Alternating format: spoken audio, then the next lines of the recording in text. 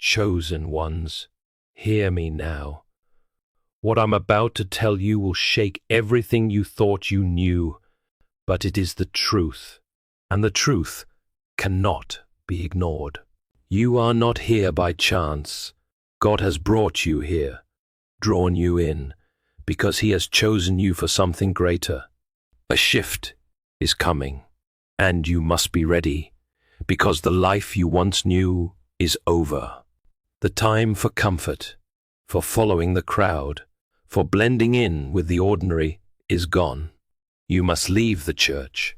You must walk away and never look back, because it is no longer your place. Churches are built for those who are lost, for those who need guidance, for those who cannot find God without being led. But you are different. You are not like them. You were never meant to sit in pews, to follow routines, to blend into a system that was never designed for you.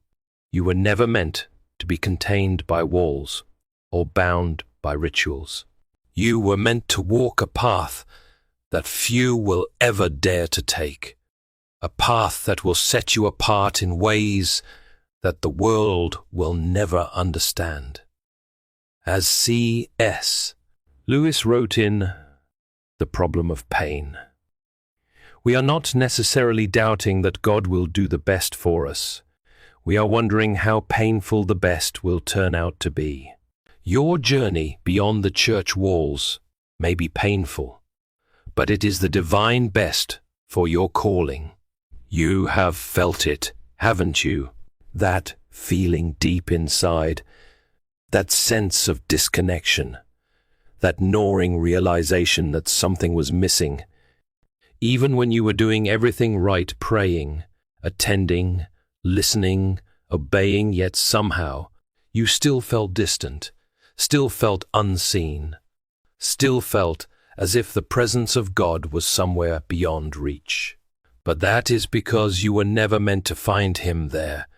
His presence was never in the routine, never in the sermons, never in the traditions of men. His presence has been with you all along, speaking to you in ways the world has told you to ignore, calling you out of the old, out of the expected, out of the ordinary, and into something far greater than you ever imagined. You have been tested. You have faced rejection, betrayal, hatred. You have been cast aside, called different, called wrong, called lost. But that is because you scare them. Your presence unsettles them. Your refusal to conform threatens their carefully built illusions, because they still need the church to feel close to God, but you don't. You have outgrown them. You have outgrown the system, and now God is pulling you higher, calling you deeper, breaking the chains that have kept you tied to a place that was never meant to hold you. You do not need a church to tell you how to reach God, because He is already within you.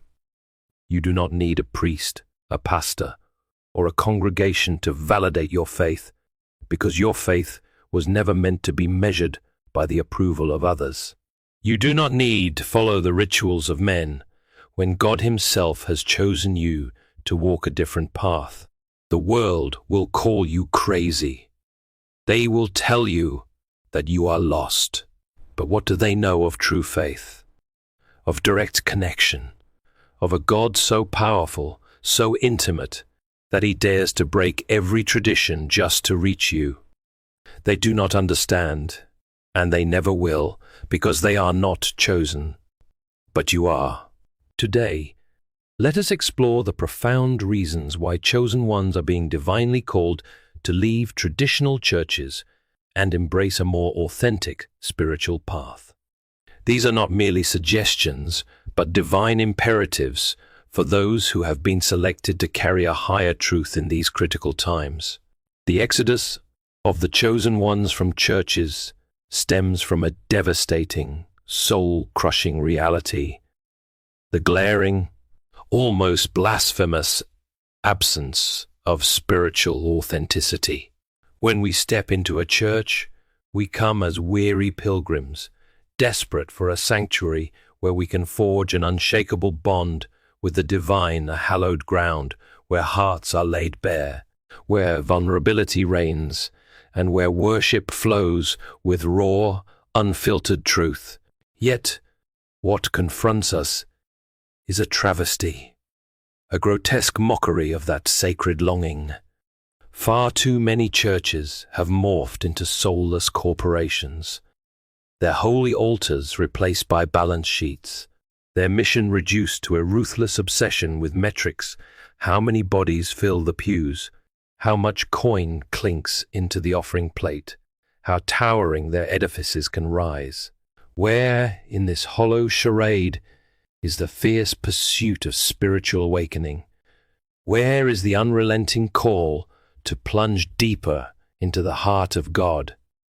Jesus himself thundered in John 4:24, "God is spirit, and his worshippers must worship in the spirit and in truth," a divine mandate that now echoes as a damning indictment against the churches we enter, where truth is suffocated beneath layers of pretense.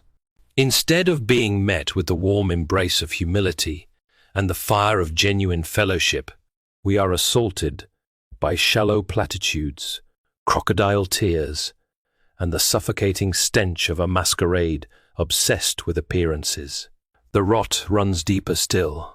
Modern churches have traded the sacred act of worship for a grotesque theater of performance. Worship teams strut like rock stars, more fixated on pitch-perfect notes than on ushering souls into God's presence. Sermons devolve into stand-up routines, crafted to tickle ears and fill seats rather than to wield the double-edged sword of truth that cuts to the marrow and demands transformation. C.S. Lewis's searing words from the Screwtape Letters ring with prophetic fury. The search for a suitable church makes the man a critic where God wants him to be a pupil. This is no mere observation. It is a chilling revelation of how the chosen ones have been thrust into a wilderness of disillusionment, their spirits sharpened into critics, when all they crave is the deep, soul-shaping discipleship God ordained. We see through the sham, and it enrages us. We are not here to be pandered to or entertained like children at a circus. We hunger for the real, for an encounter with God so visceral, so transformative, that it shakes the foundations of our being. Yet the church offers us a stage play, a polished veneer that leaves our spirits famished. This is why the chosen ones are fleeing in droves, abandoning these counterfeit temples to seek God in the raw, untamed wilds of personal devotion. We are bone weary of the performance, sick to death of the superficiality that coats every interaction like a cheap gloss. We demand worship that is authentic to its core worship, that doesn't just touch God's heart, but fuses ours to his in a blaze of unadulterated truth. Authenticity is not merely a preference for us. It is the very lifeblood of our calling. We are summoned to live in truth, to walk in truth, to chase truth with a relentless ferocity, and when we collide with inauthenticity, whether in friendships, workplaces, or the so-called house of God, our spirits recoil in visceral disgust. The church has become a gallery of masks, a parade of pretenders who cloak their brokenness in false piety and strut about as if spirituality were a costume to don on Sundays. But we, the chosen ones, pierce through these flimsy facades with eyes sharpened by divine discernment. We know that true spiritual growth, raw, messy, and glorious, demands vulnerability, a willingness to shed the masks and stand naked before God and one another in our struggles. Until the church casts off its obsession with illusion and dares to embrace this brutal, beautiful honesty, the chosen ones will continue to walk away, seeking the God who dwells not in buildings, but in the unshackled truth of our souls. Another major reason churches are no longer for chosen ones is that many of them have become deeply entangled with politics. Instead of focusing on the spiritual needs of their congregations, many churches have aligned themselves with political ideologies and movements. Jesus made it clear in John 18:36, "My kingdom is not of this world." Yet many churches today seem more interested in worldly power than in building God's kingdom. They are more focused on pushing political agendas than on preaching the gospel and nurturing the spiritual growth of their members. For chosen ones, this focus on politics is incredibly frustrating. We are not interested in the power struggles of this world. We are focused on our relationship with God, on growing spiritually, and on fulfilling our purpose as chosen ones. But when we walk into many churches today, we are bombarded with political messages that have nothing to do with our spiritual journey. Churches that were once places of refuge and spiritual nourishment have become places of division and conflict. People are divided along political lines, and instead of fostering unity and love, churches are fostering judgment and hostility. In Honest Corinthians 1:10, Paul urges the church to be united in mind and thought, saying, "I appeal to you, brothers and sisters, in the name of our Lord Jesus Christ, that all of you agree with one another in what you say, and that there be no divisions among you, but that you be perfectly united in mind." Yet many churches are doing the exact opposite. Take, for example, the church I once attended. The pastor spent more time talking about political issues than about Jesus. Every sermon seemed to have a political agenda attached to it, and the congregation was clearly divided. People who didn't agree with the pastor's views felt unwelcome and even ostracized. As chosen ones, we are called to a higher standard. We are not here to take sides in political battles. We are here to bring people closer to God, to be a light in the darkness, and to show the love of Christ to the world. But many churches have lost sight of this mission. As chosen ones, we are equipped with the gift of discernment. We can sense when something isn't right, even when others might not notice. This is especially true when it comes to hypocrisy and false teachings within the church. In Matthew 7:15, Jesus warns us to beware of false prophets who come to you in sheep's clothing, but inwardly are ravenous wolves.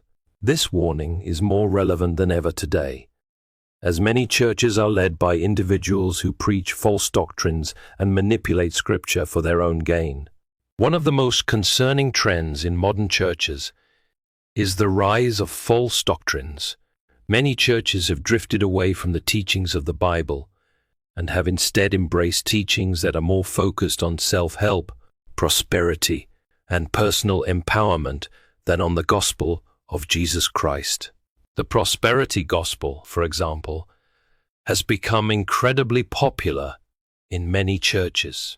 This doctrine teaches that God's primary desire for us is to be wealthy and successful, and that if we just have enough faith, we will be blessed with material riches.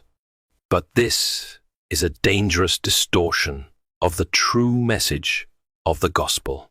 In Honest Timothy 6:9-10, Paul warns, "Those who want to get rich fall into temptation and a trap and into many foolish and harmful desires that plunge people into ruin and destruction.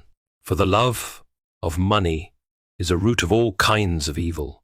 Yet many churches today preach that wealth and success are signs of God's favor leading people astray from the true purpose of their faith.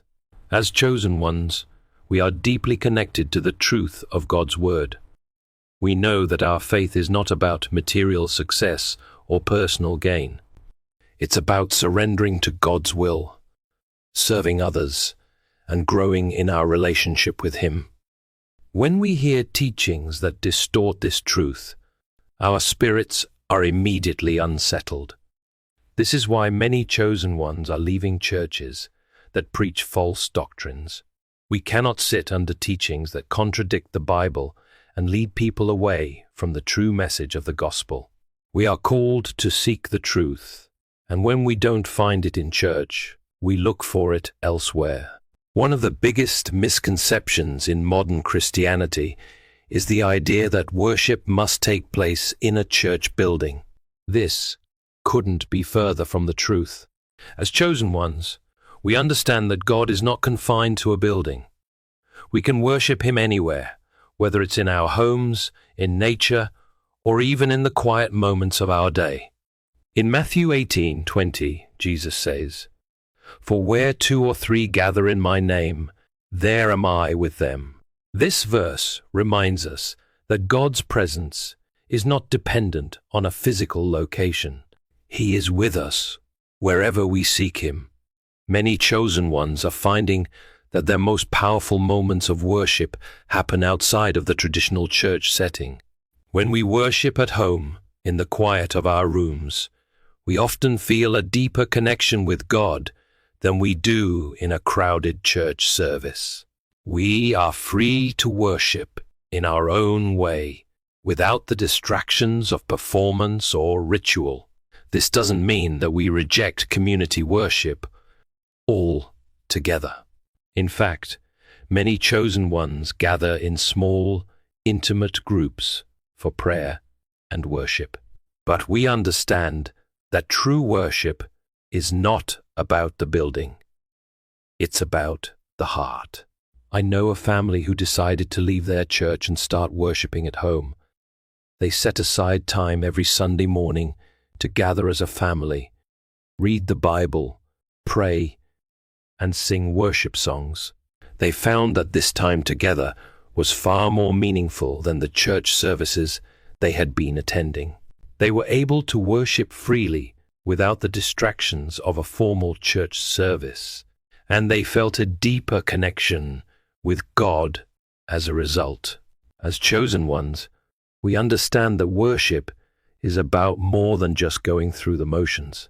It's about connecting with God in a genuine and heartfelt way. Whether we're in a church, at home, or in nature, we can worship in spirit and in truth, knowing that God is with us. The first century church was not a formal institution. It wasn't about hierarchy, power, or control. It was about community, people coming together in love, supporting one another, and growing in their faith together. But today, many churches feel more like corporations than communities. In Acts 2:46-47, we see a beautiful picture of the early church. Every day, they continued to meet together in the temple courts. They broke bread in their homes and ate together with glad and sincere hearts, praising God and enjoying the favor of all the people. This sense of community, of sharing life together, is what the church was meant to be. Unfortunately, many modern churches have drifted far from this model. Instead of being focused on community, they have adopted a corporate structure, with pastors acting more like CEOs and congregants treated like customers. The focus is on maintaining the institution, building bigger buildings, attracting more people, and raising more money. For chosen ones, this corporate mentality is a major turn-off. We are not interested in being part of an institution. We are seeking genuine community where people know each other, support each other, and grow together in their faith. But many churches today have lost this sense of community. I recently spoke with a group of believers who left their large church and started meeting in their homes. They gather every week for prayer, Bible study, and fellowship. There are no titles, no hierarchies, and no agendas. Just a group of people who love God and want to grow together in their faith. They share their struggles, encourage one another, and hold each other accountable in their walk with God. This is the kind of community that the early church modeled. And it's what many chosen ones are seeking today. We are not looking for corporate churches with big buildings and flashy programs. We are looking for genuine relationships and authentic spiritual growth. One of the most frustrating things for chosen ones is that many churches don't foster true spiritual growth. Instead of challenging people to grow in their faith, many churches focus on keeping people comfortable and entertained. In Hebrews 5:12-14, we read, "In fact, though by this time you ought to be teachers, you need someone to teach you the elementary truths of God's word all over again. You need milk, not solid food. Anyone who lives on milk, being still an infant, is not acquainted with the teaching about righteousness, but solid food is for the mature, who by constant use have trained themselves to distinguish good from evil." Many churches today are still feeding their congregations spiritual milk. The sermons are often shallow, focusing on feel-good messages that keep people comfortable, but don't challenge them to grow. There is little emphasis on deep theological study, personal spiritual discipline, or the call to live a life of sacrifice and service. For chosen ones, this is incredibly frustrating. We are hungry for solid food. We want to dive deep into God's word, to wrestle with difficult truths, and to grow in our faith. But many churches are more interested in keeping their members entertained than in helping them mature spiritually. If you're a chosen one who is frustrated with the lack of spiritual growth in your church, know that you don't have to rely on the church to grow in your faith. You can take your spiritual growth into your own hands. Here are a few practical ways to do that. Personal Bible study. Dive deep into God's Word on your own.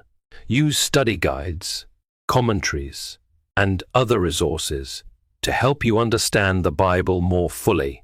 Prayer and meditation. Spend time in prayer and meditation, seeking God's guidance and asking Him to reveal His truth to you. Spiritual disciplines. Practice spiritual disciplines like fasting, solitude, and service to deepen your relationship with God. Join a small group. Find a group of like-minded believers who are committed to growing in their faith and hold each other accountable. Finally, as chosen ones, we know that our calling goes beyond the walls of the church. We are called to be the hands and feet of Jesus in the world, to bring the gospel to the lost, and to live out our faith in every area of our lives. In Matthew 28:19-20, Jesus gives us the Great Commission. Therefore go and make disciples of all nations, baptizing them in the name of the Father and of the Son and of the Holy Spirit, and teaching them to obey everything I have commanded you. This is our mission as chosen ones. Many churches today seem more focused on maintaining their institutions than on fulfilling the Great Commission. They are more interested in getting people into the building than in sending people out to make a difference in the world. But, as chosen ones, we know that our calling is not to sit in a pew. It's to go out and make disciples. For many chosen ones, this means stepping outside of the traditional church structure and finding new ways to live out the Great Commission. This could mean starting a ministry in your community, sharing the gospel online, or simply living out your faith in your everyday life. As C.S. Lewis reminds us in Mere Christianity, the church exists for nothing else but to draw men into Christ, to make them little Christs. If they are not doing that, all the cathedrals, clergy, missions, sermons, even the Bible itself, are simply a waste of time. This powerful truth affirms that when institutional churches fail in their fundamental purpose, the chosen ones must carry that purpose forward beyond church walls. If you sense a profound stirring within your soul, a whisper from the divine that God is beckoning you toward a purpose far grander than the familiar walls of the church, then heed that call with courage and reverence. It is a sacred summons, one that invites you to step beyond the ordinary and into a life of deeper meaning. Here are some thoughtful, practical steps to begin walking boldly in the direction of that higher calling. Seek divine guidance. Through prayer, turn your heart toward God in earnest prayer, not with fleeting words, but with a soul laid bare, yearning for clarity. Ask Him to illuminate the path He has carved out for you, to reveal how He desires you to embody this calling. Be willing, truly willing, to follow wherever He leads, even if the road stretches far beyond the safety of your comfort zone. For it is often in the unknown, in the places that challenge us most, that His purpose unfolds with breathtaking clarity. Begin with humble steps. You need not launch into a grand ministry or a world-altering mission from the outset great. Things often grow from the smallest seeds. Start where you stand. Share the beauty of your faith with those who cross your path. Let your light shine in quiet conversations with friends or strangers alike. Offer your hands to serve in your community, whether through volunteering or joining a local outreach effort. These modest acts are not mere beginnings, they are holy ripples, spreading outward to touch lives you may never fully see. Unleash the gifts He has bestowed upon you. Within you lies a treasury of unique gifts, talents, and passions, woven into your being by the Creator Himself, each one a tool for His glory. Whether your strength is in teaching, where words ignite understanding, in writing, where stories stir the soul, in serving, where selfless love heals, or in some other sacred craft, God longs for you to wield these gifts with purpose. Seek out ways to employ them, not for your own acclaim, but to advance His kingdom, to bring light where shadows linger, and to offer hope where it has faded. This journey is not a race, nor a burden. It is an invitation to align your life with the eternal. Step forward with faith, for the one who calls you is faithful to guide you every step of the way. Chosen ones, as you step away from the institutions that no longer serve your divine purpose, remember that you carry the true church within you. Your journey beyond familiar structures is not abandonment of faith, but rather its purest expression. In the silence beyond ritual, in the freedom beyond walls, in the authenticity beyond performance, you will find God waiting for you, not as a distant deity, requiring intermediaries, but as the intimate presence who has been calling to your spirit all along. This departure is not an end but a sacred beginning. Trust the divine discomfort that has brought you to this threshold, for it is the very voice of God guiding you into deeper truth. You were created for such a time as this, not to maintain systems, but to transform hearts, beginning with your own. Walk forward in confidence, knowing that when God calls his chosen ones beyond conventional boundaries, it is always toward greater purpose, deeper communion, and more authentic expression of his kingdom on earth. The path may be solitary at times, but you will never walk it alone.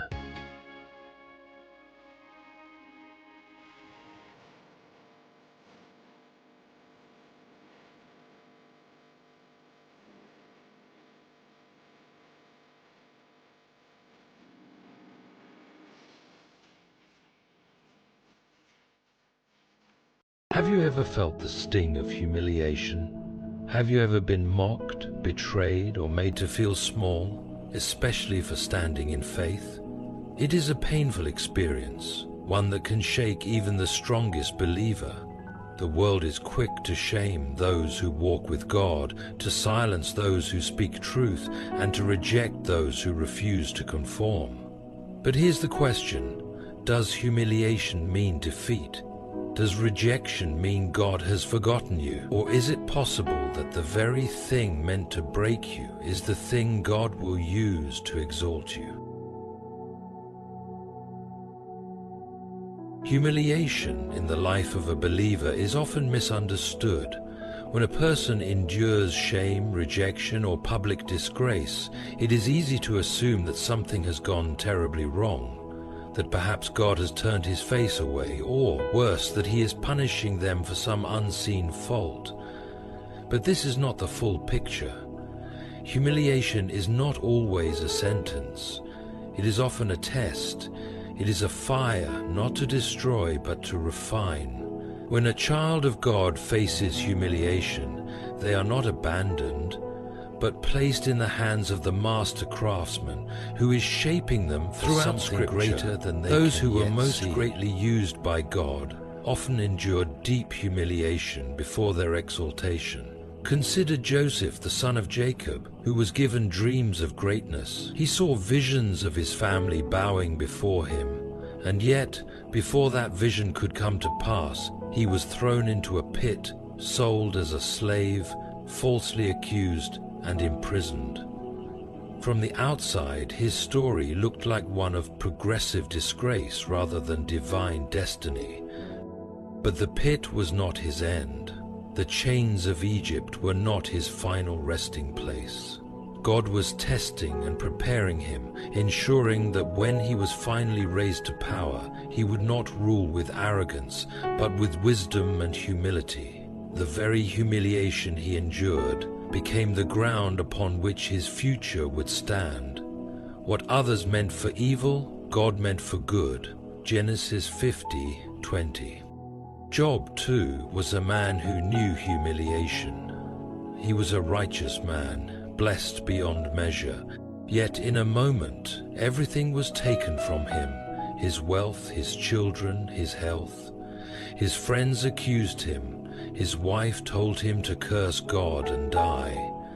To the world it looked as if he had been forsaken, and even he struggled to understand why this had happened.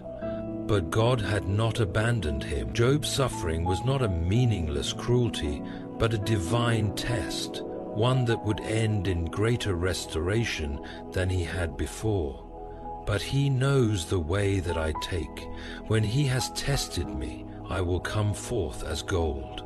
Job 23:10. His humiliation was not a sentence, it was the furnace that purified his faith.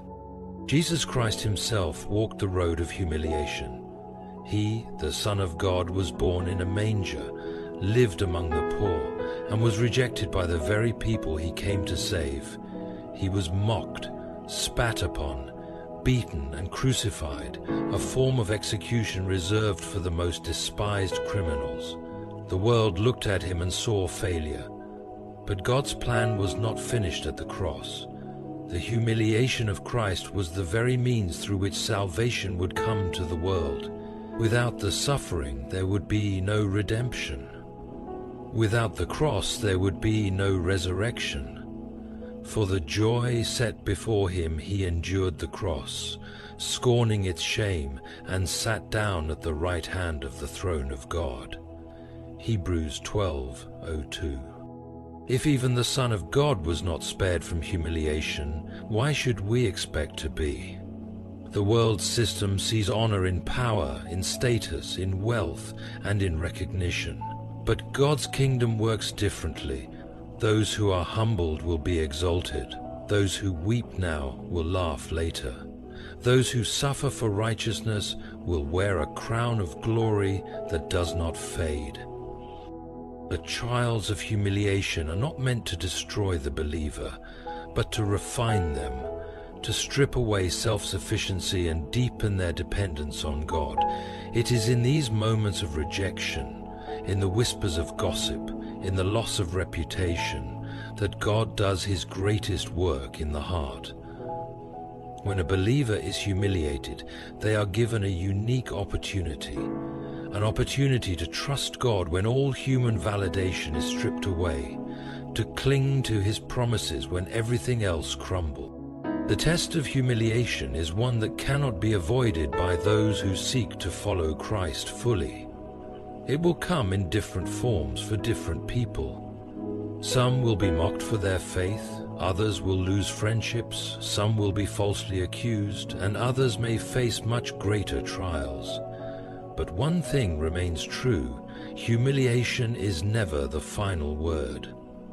The believer's story does not end in disgrace. The same God who lifted Joseph from the prison to the palace, who restored Job's fortunes, and who raised Christ from the dead, will also redeem those who endure humiliation for his name. To the one who feels cast aside, misunderstood, or rejected, take heart. Your suffering is not a sign of abandonment. It is the shaping of something greater, the deepening of your faith, and the preparation for a glory yet to be revealed. God is not punishing you, he is refining you, and when the time is right, he will lift you up in a way that only he can. Throughout the history of God's people, we see a consistent pattern. Before exaltation comes humiliation, before victory comes suffering, and before honor comes disgrace. The men and women whom God used most powerfully often found themselves in positions of extreme shame and rejection before they were vindicated. This is not an accident.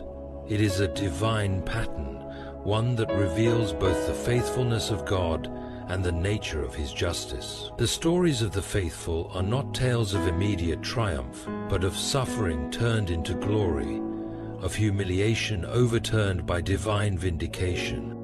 Consider Joseph, a young man given dreams of leadership and prominence. His dreams were not his own ambitions, but revelations from God. Yet, instead of being celebrated, he was despised by his brothers. His own family, the very people who should have supported him, threw him into a pit and sold him into slavery. From there, he was falsely accused by Potiphar's wife and imprisoned for a crime he did not commit. For years he was humiliated, treated as nothing more than a slave and a prisoner, forgotten and seemingly abandoned. To those around him, he was a failure, a man whose life had amounted to nothing. But God had not forgotten Joseph. His humiliation was merely a chapter in a much greater story. When the time was right, Joseph was raised from the prison to the palace, from a place of disgrace to a position second only to Pharaoh. The very ones who had betrayed him, the brothers who once mocked and rejected him, came and bowed before him, just as God had foretold. Humble yourselves, therefore, unto God's mighty hand, that he may lift you up in due time. Romans Peter 5 verse 6. The story of Job is another powerful testament to the reality of divine vindication. Job was a man of great integrity and righteousness, yet he suffered unimaginable loss. His wealth was stripped away, his children taken from him, his health destroyed. As if his suffering were not enough, his closest friends accused him of hidden sin. insisting that his suffering must be the result of God's judgment. Even his own wife told him to curse God and die. Job's humiliation was profound. He had once been a man of great respect, yet now he was reduced to scraping his sores with broken pottery while sitting in the ashes. But God had not abandoned him. His suffering was not the end of the story. When Job remained faithful despite his pain, God restored him, giving him twice as much as he had before. His name, once associated with disgrace, became a testimony of God's faithfulness. After Job had prayed for his friends, the Lord restored his fortunes and gave him twice as much as he had before. Job 42:10, his humiliation had been a test, but his vindication was God's final word. David too endured humiliation before he was exalted. Anointed as the future king of Israel while still a young shepherd, David might have expected a swift rise to power. Instead, he found himself on the run, hunted by King Saul, hiding in caves and living as a fugitive. He was mocked, rejected, and forced to act like a madman just to survive. Yet even in the depths of his suffering, David trusted that God would not let injustice prevail forever. In time, Saul fell, and David was made king, his years of humiliation giving way to a throne that would last for generations. His story reminds us that no amount of worldly disgrace can overturn the plans of God. Above all, the life of Jesus Christ stands as the ultimate example of divine vindication. No one has ever endured greater humiliation than the Son of God himself. He was born in obscurity, lived without wealth or power, and was rejected by his own people. He was betrayed, falsely accused, beaten and mocked. The crowds who once shouted his praise later cried out for his crucifixion. He was stripped, nailed to a cross, and left to die in the most shameful manner imaginable. The religious leaders, the Roman soldiers, and even one of the criminals beside him mocked him, believing his death to be the ultimate proof of his failure. Yet, in the very moment of his deepest humiliation, God's plan was unfolding. His suffering was not a sign of defeat, but the pathway to redemption. And 3 days later, he rose from the grave, proving that the shame of the cross was not the final word. His resurrection was the ultimate vindication, the proof that no humiliation suffered for righteousness' sake is ever wasted. The pattern of Scripture is undeniable. Time and again, God allows his people to endure seasons of humiliation, not as a sign of rejection, but as a test of faith, a refining fire that prepares them for something greater. The world may look upon them with scorn, but God sees beyond the present moment. He is the God of justice, and he does not allow his faithful ones to remain in disgrace forever. The same God who lifted Joseph from the prison, restored Job's fortunes, raised David to the throne, and resurrected Christ from the grave, is the God who will also vindicate his people. Humiliation may come, but it will not last. The final word belongs to God, and he has promised that those who trust in him will never be put to shame. The world has always had its own standards of honor and shame. It elevates the powerful, the wealthy, the influential, and those who conform to its expectations. But when someone chooses to walk in the ways of God, they often find themselves at odds with this system. Those who seek to be faithful to Christ are frequently misunderstood, mocked, or even rejected. The world has no patience for righteousness that exposes its own corruption, nor does it celebrate a life that refuses to bow to its idols. As a result, believers often face humiliation, not because they have done wrong, but because they have chosen to stand for what is right.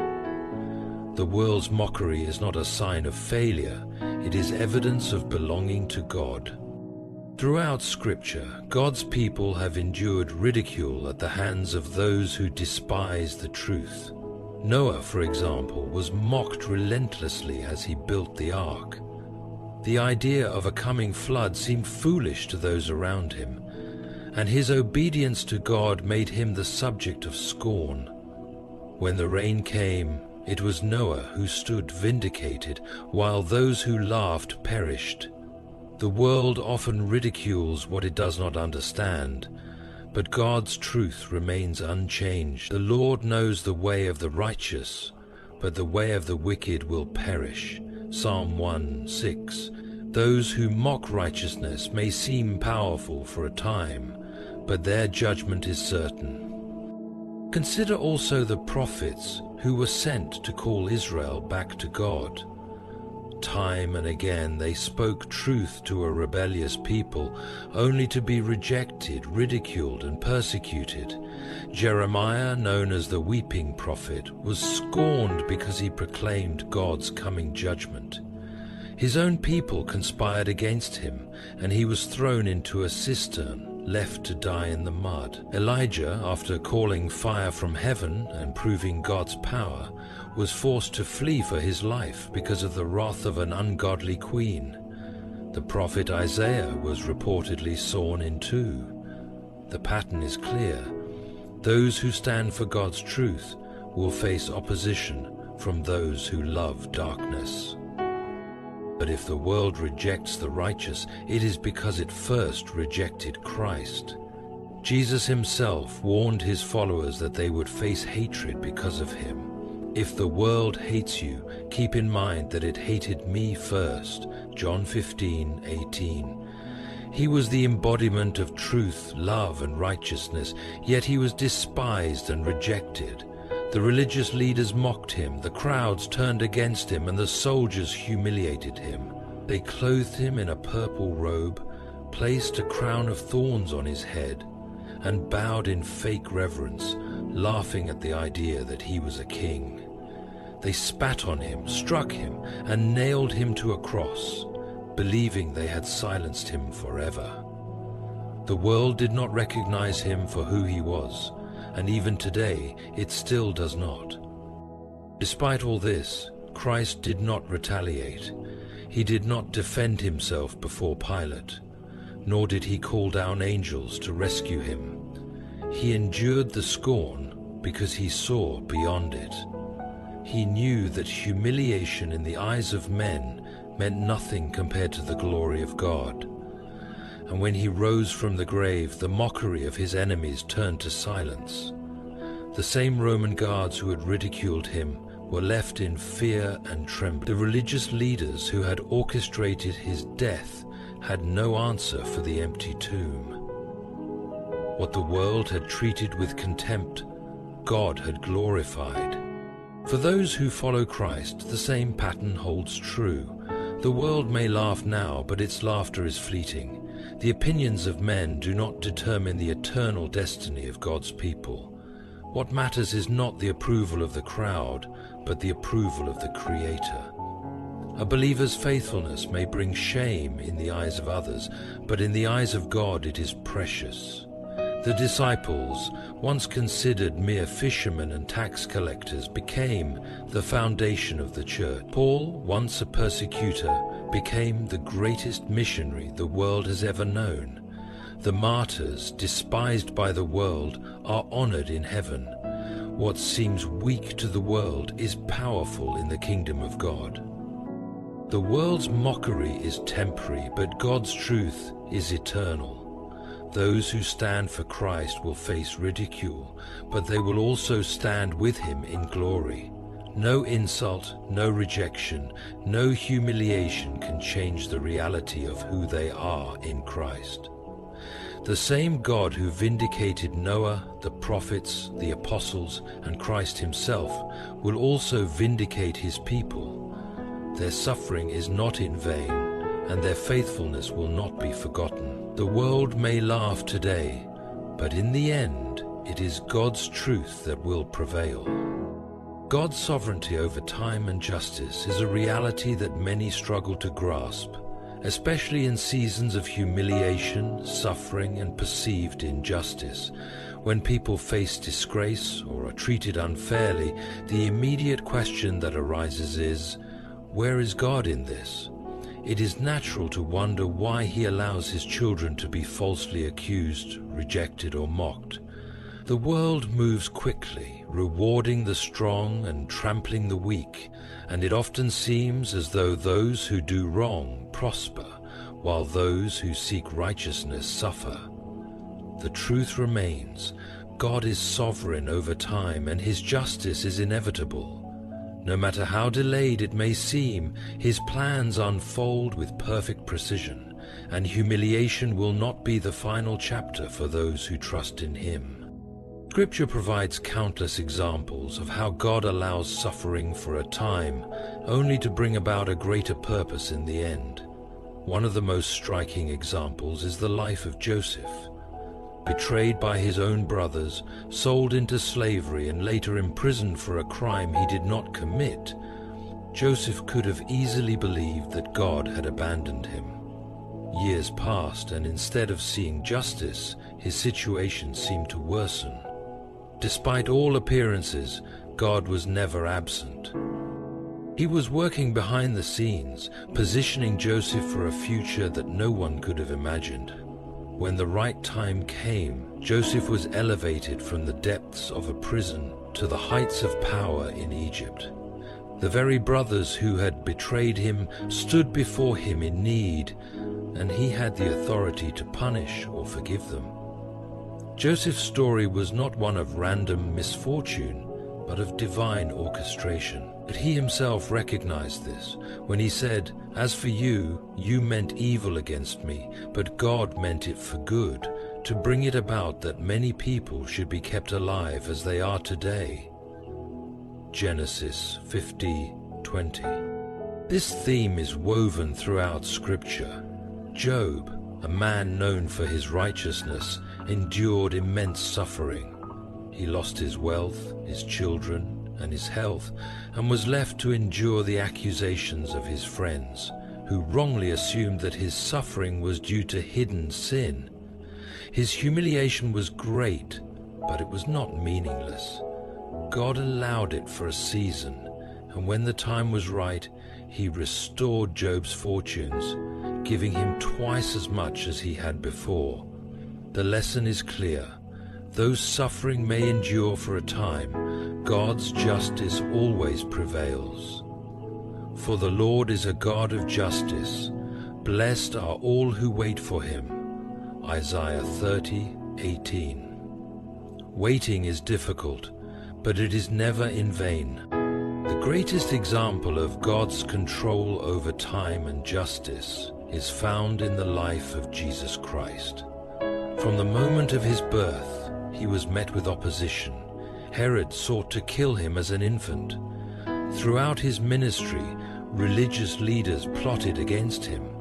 When He was arrested, He was falsely accused, beaten, and sentenced to death. To the world, it looked as though evil had triumphed. The very Son of God hung on a cross, mocked by those who believed they had won. Yet, even in His suffering, Jesus knew that God's justice was not absent. He knew that the humiliation of the cross was not the end. In the resurrection, God overturned the mockery, the shame, and the injustice. Christ was not only raised from the dead, but exalted to the highest place, proving that no humiliation suffered in obedience to God is ever wasted. For believers, this truth provides hope in times of hardship. The world operates on a different timetable, often appearing to reward wickedness while punishing righteousness. But human timelines are not God's timelines. What seems delayed to us is not delayed in God's perfect plan. Every moment of suffering, every instance of humiliation, and every injustice will be accounted for. He sees what the world overlooks, and He is not indifferent to the pain of His people. He has promised that those who endure will be rewarded, that those who trust in Him will not be put to shame. and that in due time he will bring justice. The challenge for believers is to trust in God's timing, even when circumstances suggest otherwise. It is easy to become discouraged when evil seems to go unpunished or when humiliation lingers. But faith is not about what is seen, it is about trusting in what is promised. Just as Joseph had to wait for his vindication, just as Job had to endure before his restoration, and just as Christ had to suffer before his exaltation, so too must believers trust that God's justice is certain. Though the world may mock, and though suffering may last for a season, it is God who writes the final chapter. The humiliation of the faithful will not last forever, for He is a God of justice, and He will lift up those who trust in Him at the right time. There is a deep and painful reality that many believers face, being rejected or humiliated by those closest to them. It is one thing to be opposed by strangers, but when mockery, betrayal, or scorn come from friends, family, or those who were once trusted, the wound cuts deeper. The feeling of being misunderstood, falsely accused or dismissed by loved ones can shake even the strongest faith. However, Scripture reveals that this kind of suffering is not without purpose. It is something God allows, not to destroy His people, but to refine them, to deepen their dependence on Him, and, ultimately, to glorify them in His perfect timing. This pattern is seen throughout the Bible. Joseph was humiliated not by enemies but by his own brothers. They mocked his dreams, despised his favor from their father, and ultimately betrayed him, selling him into slavery. He cried out from the pit where they had thrown him, but they ignored his pleas. Later, after he had suffered years of hardship in Egypt, he was elevated to a position of great authority. When his brothers unknowingly stood before him in need, the tables had turned. Joseph had the power to take revenge, but instead he chose to forgive. He understood that what they meant for evil, God had used for good. His rejection was part of a greater plan, one that led not only to his exaltation but to the saving of many lives. His story teaches that even the deepest betrayals can be woven into God's redemptive purposes. Even if my father and mother abandon me, the Lord will hold me close. Psalm 27:10. David also knew the pain of being rejected by those he loved. Before he was king, he was ridiculed by his own brothers when he stepped forward to fight Goliath. When he was anointed as the future king of Israel, Saul, whom he had served faithfully, turned against him in jealousy, hunting him down like a criminal. Even after years of exile and hardship, when David finally became king, he faced one of the most painful betrayals of his life. His own son, Absalom, conspired against him. David was forced to flee Jerusalem as his son sought to take the throne. His suffering was not at the hands of foreign enemies, but from his own household. And yet, even in this, God had not abandoned him. Though he walked through humiliation, God restored him, proving that no rejection, no betrayal is beyond his power to redeem. The ultimate example, however, is found in Jesus Christ. He was rejected not only by the religious leaders, but by the very people he came to save. He healed the sick, opened blind eyes, and taught with divine wisdom, yet he was dismissed by his own hometown. Even his own family did not understand him at first. When he was arrested, his closest disciples abandoned him. Peter, who had sworn loyalty, denied knowing him 3 times. Judas, one of his 12, betrayed him with a kiss. The same crowds that once shouted Hosanna turned and demanded his crucifixion. On the cross, he bore not only the physical agony, but the deep humiliation of being forsaken. Those who passed by mocked him, the religious leaders sneered, and even the criminals crucified alongside him insulted him. In the midst of it all, Jesus did not retaliate. He entrusted himself to the Father, knowing that the suffering and rejection were not the end. And on the third day he rose. His rejection became the means of salvation for the world, and his humiliation was turned into the highest glory. He was despised and rejected, a man of sorrows, acquainted with deepest grief. Isaiah 53:3. For believers, this truth offers comfort. No matter how painful rejection may be, it is not meaningless. When humiliation comes from those closest to us, it does not mean God has abandoned us. It is often a sign that He is preparing something greater. The world and even those around us may misunderstand, reject, or oppose us, but God sees beyond the present moment. The same God who vindicated Joseph, restored David, and exalted Christ will also bring justice and honor to His people. Rejection by man is not rejection by God. The pain may be deep, but so is His purpose. He is always working, even in the moments of greatest humiliation, to bring about a glory that far outweighs the suffering. There is a profound truth woven throughout Scripture. The suffering of the righteous is never in vain. Every trial, every moment of humiliation, and every tear shed in the face of injustice is seen by God. He is not a distant observer, but an active Redeemer, turning every hardship into something that ultimately leads to glory. Humiliation in this world is not a sign of God's abandonment, but a sign that He is preparing something greater. The pattern is clear. Those who endure suffering for the sake of righteousness will one day stand in glory, their shame turned into honor, their sorrow turned into joy. The story of Job is a perfect example of this.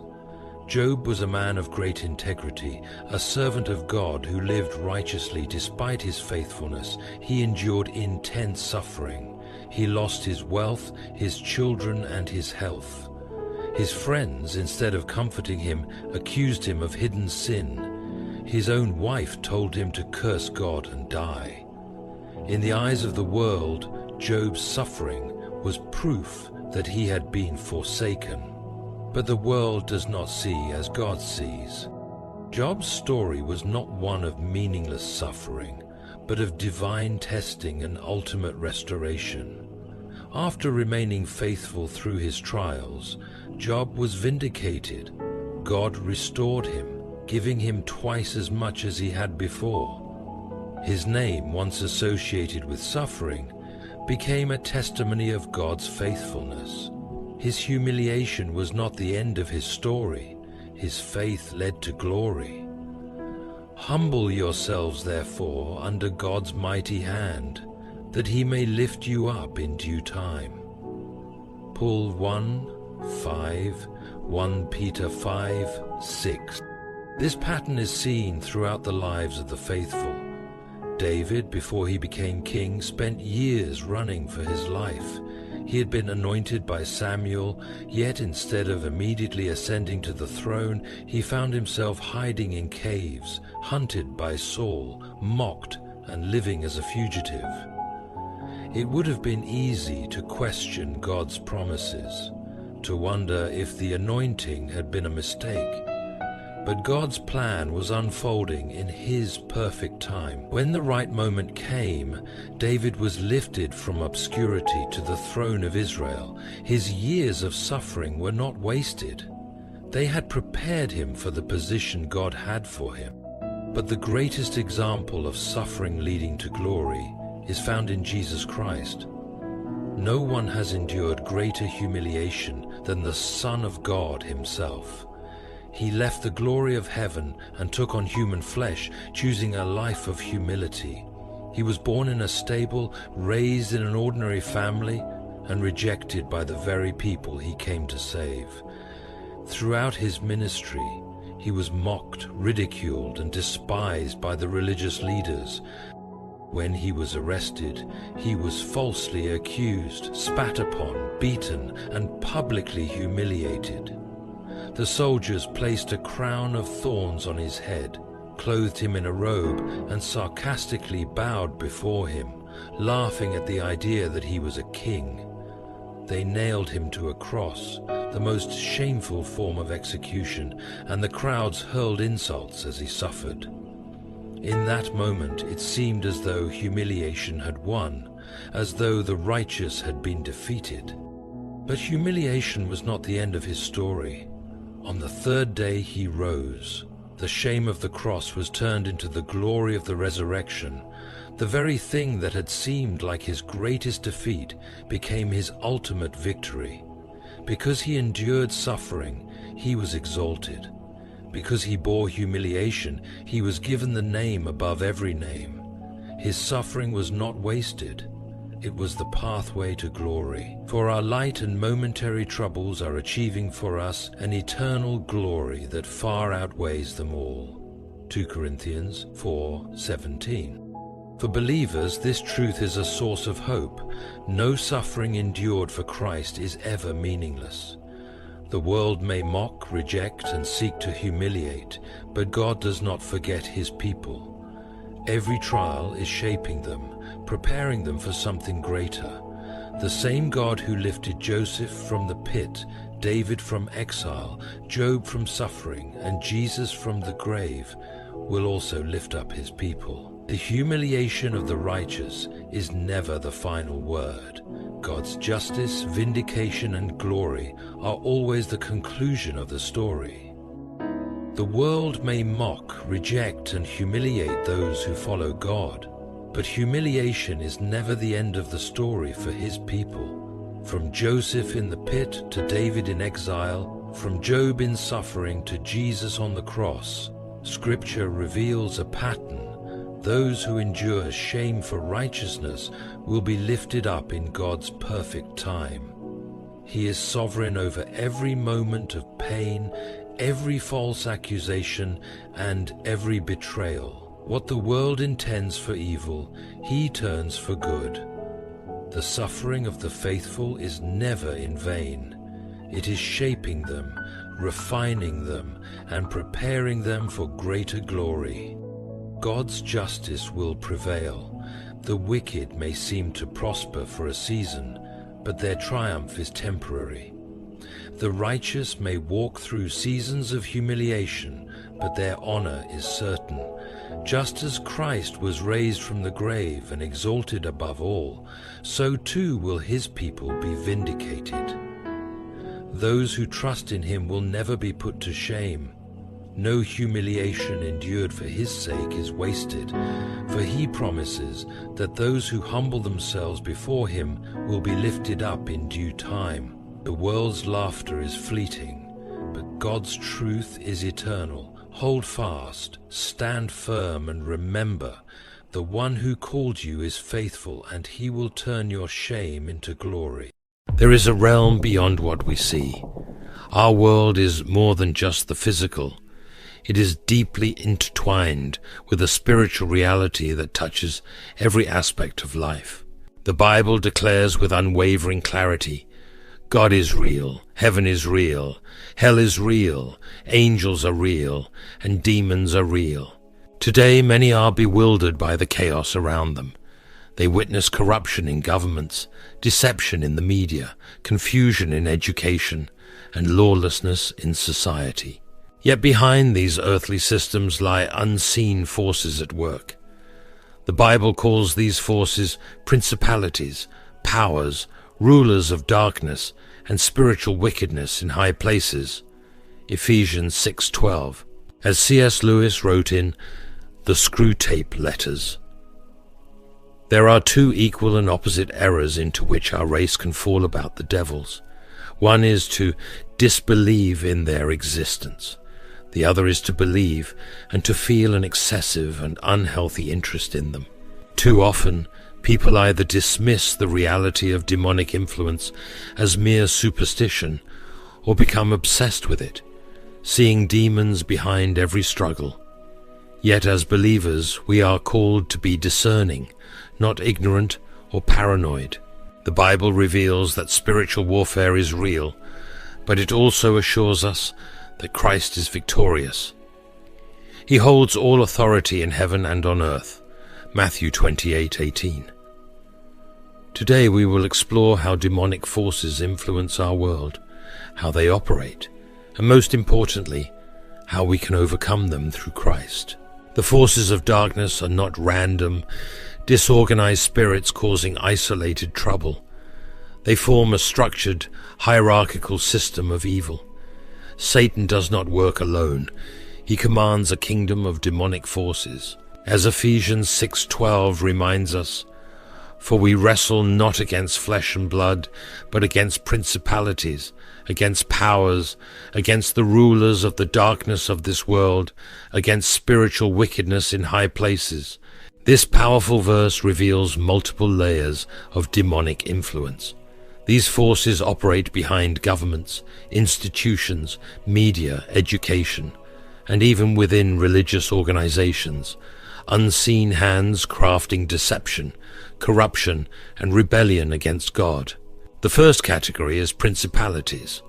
The Greek word archa means beginning, ruler, or authority, and throughout Scripture it describes mighty rulers. Principalities are not merely strong demonic beings. They are ruling spirits assigned to territories, influencing entire nations by shaping ideologies, cultures, and even the spiritual atmosphere of regions. Daniel 10:13 offers a vivid glimpse into this reality.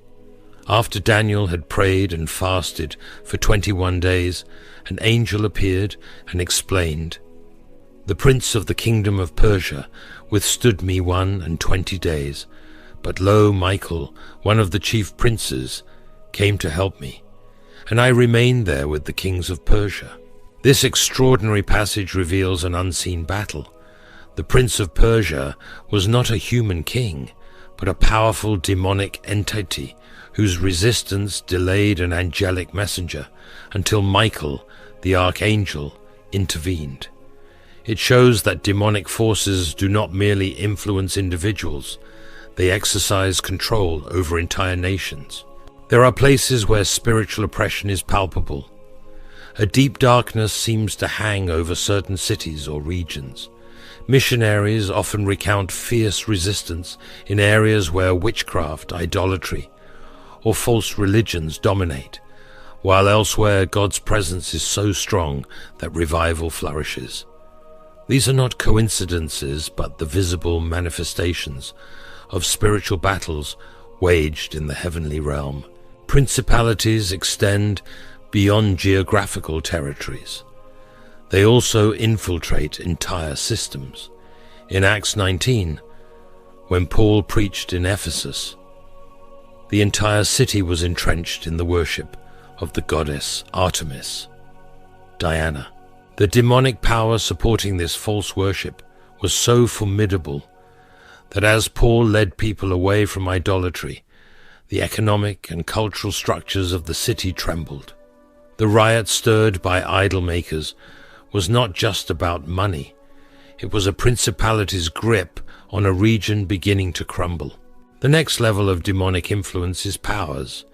While principalities govern territories, powers are the structures of authority that enforce demonic agendas.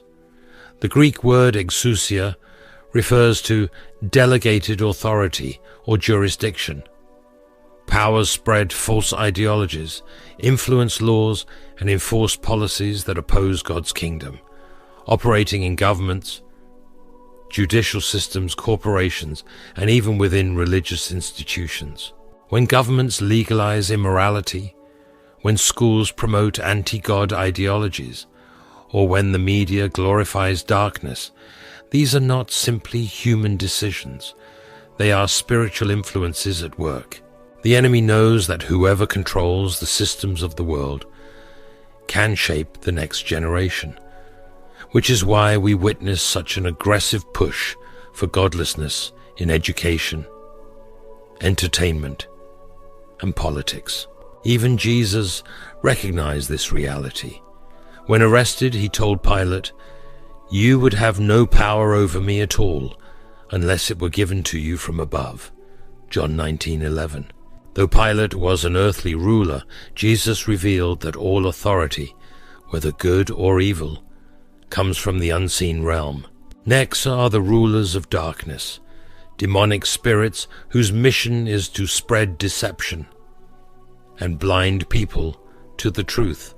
Paul writes in 2 Corinthians 4:4, "The God of this world has blinded the minds of them which believe not, lest the light of the glorious gospel of Christ, who is the image of God, should shine unto them." These spirits work through philosophies, false religions, and distorted world views. Movements like atheism, secularism, and occultism are not just intellectual trends. They are strategies of the enemy to keep people from experiencing God's light. Even with the truth at their fingertips, many reject it, kept spiritually blind by these dark forces. Finally, Ephesians 6:12 speaks of spiritual wickedness in high places, the highest-ranking demonic forces that infiltrate the most influential sectors of society. They work behind global movements, elite organizations, and major cultural shifts that pull humanity further from God. This wickedness is not confined to secular systems. It can even infiltrate the church. Leaders who begin with noble intentions sometimes fall prey to the lure of power, fame, or wealth. When a pastor or Christian leader succumbs to corruption, it is not just an individual failing. It is a calculated move to discredit the gospel and mislead the faithful. Discernment is therefore critical, for not every popular preacher speaks the truth, and not every church movement is truly spirit-led. Satan's objective remains unchanged: to corrupt, deceive, and draw people away from God. He wields principalities controlling regions, powers manipulating systems, rulers of darkness spreading deception, and spiritual wickedness in high places influencing leaders. This is not chaotic evil. It is a meticulously organized kingdom of darkness. Yet Christ's authority is absolute. No power, no ruler, no force in heaven or on earth can challenge his dominion. While many believers recognize a real enemy opposing God's plans, some mistakenly assume that Satan's power rivals God's, or that the battle remains undecided. In truth, victory was sealed through the death and resurrection of Jesus Christ. Although the devil continues his efforts, he is fighting a losing battle. Ephesians 1 verses 19 to 22 makes this clear. Paul declares that the same mighty power that raised Jesus from the dead now sits at the right hand of God in the heavenly realms, far above every ruler, authority, power, or leader, not only in this present world, but in the age to come. Everything is under his feet. His headship encompasses all, and his dominion secures the church.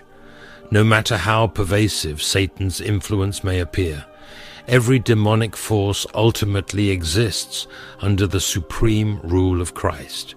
Even though Satan is called Prince of the Power of the Air in Ephesians 2:2, this is only a temporary title describing his limited sphere of influence in this world. He operates through deception, temptation, and manipulation, but his power is conditional, effective only where there is disobedience. Satan's influence thrives on rebellion and sin. His kingdom is built upon humanity's rejection of God, which is why his strategies are steeped in deception. If people embrace the truth of Christ's victory, they would no longer remain under his control. The battle is not one of equal power. Jesus reigns from the highest heavens. The Bible speaks of 3 heavens, the sky where rain falls, James 5:18, the cosmos adorned with moon and stars, Psalm 8:3, and the third heaven, the throne room of God described in 2 Corinthians 12 verses 1 to 4. Here Christ rules over all domains, the heavens, the cosmos, the earth, and even the forces of hell. There is no higher authority. Yet within this divine order, Satan still operates in his limited jurisdiction. Cast down from heaven and stripped of his original position, he continues to seek control through deception. The Bible details different levels of demonic power, all working under his temporary rule. As Ephesians 6:12 reminds us, our struggle is not against flesh and blood, but against principalities, powers, rulers of darkness, and spiritual wickedness in high places. These forces conspire to influence nations, governments, and even churches. This does not mean that human systems are inherently evil. Rather, Satan exploits and manipulates them.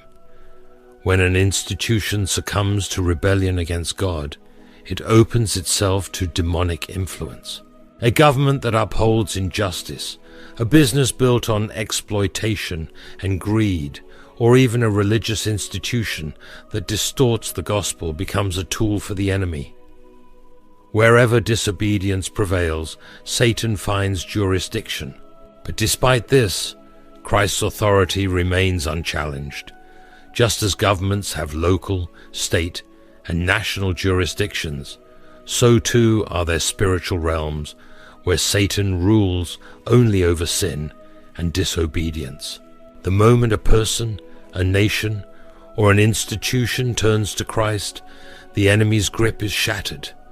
The gospel is our most powerful weapon because it eliminates the very sin that gives Satan access. Spiritual warfare, then, is not merely about prayer and fasting. It is about boldly proclaiming the truth that undermines the enemy's power. Daniel 10:13 offers a striking example of this reality. When Daniel prayed, an angel was sent with an answer, but for 21 days, the prince of Persia, a demonic ruler, resisted him. Only when Michael, one of the archangels, intervened did the angel break through. This passage confirms that spiritual battles are real and that demonic forces will do all they can to delay and disrupt God's plans.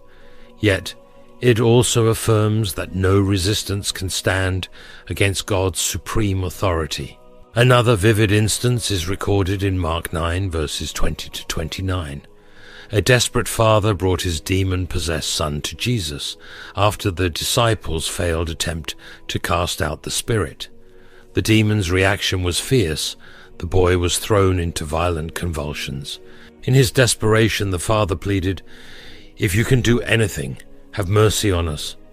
Jesus replied, "What do you mean, if I can? Anything is possible if a person believes." With that, he commanded the demon to leave and never return. Though the boy collapsed as if dead, Jesus raised him up, healing him completely. When the disciples later asked why they had failed, Jesus explained, "This kind can only be cast out by prayer and fasting." This response revealed two crucial truths. Not all demonic forces are equal. There are varying ranks and levels, and true authority over darkness comes not from human effort, but from a deep, authentic connection with God. In Matthew 12, verses 43 to 45, Jesus further reveals the strategy of the enemy. When an unclean spirit departs from a person, it roams desolate places seeking rest. Finding none, it returns, bringing along 7 spirits more wicked than itself. This illustrates that demons are strategic. They know their ranks and eagerly seek opportunities to reclaim lost ground. A person set free but not filled with the Spirit remains vulnerable to even greater attacks. Deliverance, therefore, is not just about casting out demons. It is about remaining in Christ so that no vacancy exists for the enemy. The Bible describes various spirits, those that seduce with false doctrine, those that inflict sickness, those that wield the occult, and even those that cause financial ruin. Yet, regardless of their function, every spirit ultimately bows to the name of Jesus. Colossians 2:15 proclaims that Christ has disarmed every power and authority, triumphing over them by the cross.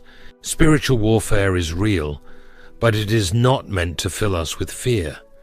Though the enemy is active, his power is limited. It thrives only in the presence of deception, disobedience, and ignorance. When we understand our authority in Christ, we no longer live under demonic oppression. Instead, we stand firm, resist the devil, and walk in complete victory. Demonic spirits operate in many ways, influencing people, corrupting systems, and even infiltrating religious institutions. Some spread false doctrine to lead people away from Christ. Others assail our physical well-being, bring sickness, or cause financial devastation. No matter how they operate, one truth remains: they cannot stand against the authority of Christ. One crucial truth for every believer is that spiritual warfare is not won by fear-driven prayers, superstitious rituals, or elaborate deliverance techniques. The enemy is not defeated by shouting louder or using special phrases. He is overcome by the truth of God's word. When tempted in the wilderness, Jesus did not resort to dramatic tactics. He simply declared, "It is written." The word of God is our ultimate weapon against the enemy's lies. Many assume that demonic attacks manifest only in obvious ways, through possessions or terrifying displays. But often the enemy's work is far more subtle. Deception is his greatest weapon. He does not need physical strength. He only needs to make us believe a lie. This is why false teaching is so dangerous. As 1 Timothy 4:1 warns, "In the last days many will abandon the faith by heeding seducing spirits and doctrines of demons." These are not random ideas. They are the work of literal spirits twisting scripture and sowing confusion. The enemy knows that by distorting our understanding of the truth, he can keep us in bondage. Thus, the first key to overcoming the enemy is staying grounded in the truth. Jesus declared in John 8:32, "Then you will know the truth, and the truth will set you free." Too many believers struggle because they lack a solid foundation in God's Word, relying on emotions, experiences, or others' opinions, instead of the unshakable truth of Scripture. When we stand firmly on the Word, the enemy's deceptions are exposed. Equally important is living in obedience to Christ. Ephesians 2:2 describes Satan as the prince of the power of the air, the spirit that works in the children of disobedience. His influence is tied directly to rebellion against God. When we walk in sin, we open the door for the enemy's influence. While not every struggle is a direct demonic attack, disobedience grants Satan legal access to operate in our lives. When believers compromise their faith, ignore God's instructions, or justify sinful behavior, they unwittingly create entry points for spiritual oppression. Repentance, then, becomes a powerful weapon in spiritual warfare. It is not merely about feeling sorry for sin. It is about shutting the door on the enemy. When a believer confesses sin and realigns their life with God's truth, Satan's grip is broken. As James 4:7 instructs, "Submit yourselves therefore to God, resist the devil, and he will flee from you." Often we focus on resisting the devil, but the first essential step is submitting to God. True authority over the enemy comes from being under God's sovereign rule. Another key to victory is the use of spiritual weapons. Ephesians 6 verses 10 to 18 outlines the full armor of God: truth, righteousness, faith, salvation, the word, and prayer. Each piece is indispensable in standing against the devil's schemes. Prayer and fasting in particular are especially potent. In Mark 9:29, when the disciples failed to cast out a demon, Jesus explained, "This kind can only come out by prayer and fasting." This teaches us that some spiritual battles demand a deeper surrender and alignment with God.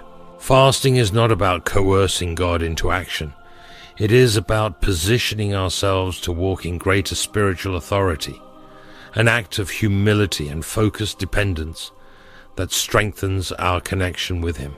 The enemy also sows division among believers, knowing that a divided church is a weak church. When we focus on internal strife instead of uniting against the true enemy, Satan's work becomes far easier. Jesus emphasized unity among His followers. A church united in love, prayer, and truth is a formidable force against the kingdom of darkness. Satan's strategies extend to infiltrating positions of influence. Ephesians 6:12 speaks of spiritual wickedness in high places, demonic forces operating at the highest levels of society, including government, media, entertainment, education, and even the church. When Satan controls the minds of world leaders, he can sway entire nations. When he shapes media messages, he molds public thought. When he infiltrates the church, he distorts the gospel and leads people astray. This is why discernment is crucial. Not everything labeled Christian is from God, and not every preacher speaks the truth. The Bible warns of false teachers twisting the word for their own agendas. Believers must be deeply rooted in Scripture and led by the Holy Spirit to recognize what is genuinely of God. An often overlooked aspect of spiritual warfare is the proclamation of the gospel. While many consider warfare solely in terms of prayer, the most powerful weapon against darkness is the light of Christ. The gospel is the power of God unto salvation. Wherever Jesus' truth is proclaimed, demonic strongholds crumble. Jesus commanded His followers to make disciples of all nations. When believers embrace this calling, they engage in spiritual warfare at the highest level. Every soul saved is a victory over the enemy. Every life transformed from sin to Christ marks another defeat for the forces of darkness. Satan will stop at nothing to keep believers from sharing their faith. He sows fear, doubt, and intimidation, convincing us that we are unqualified or that no one will listen. Yet this is another lie. The early church had no elaborate strategies, large buildings, or professional speakers. They had one powerful thing, the message of Jesus Christ. With that message, they turned the world upside down. Victory in spiritual warfare is not achieved through complicated rituals or dramatic confrontations with demons. It is found in walking in the truth, living in obedience, standing in unwavering faith, donning the armor of God, and boldly proclaiming the gospel. When we understand these principles, fear of the enemy dissipates. We no longer live in terror of demonic attacks or spiritual oppression. We stand firm, knowing we are on the winning side. The devil's greatest weapon is deception, but the believer's strongest weapon is truth. While the enemy's power is rooted in sin, Christ's power is unleashed through righteousness. The kingdom of darkness thrives on fear, yet the kingdom of God advances through faith. When we recognize and live by these realities, we are not merely fighting spiritual battles.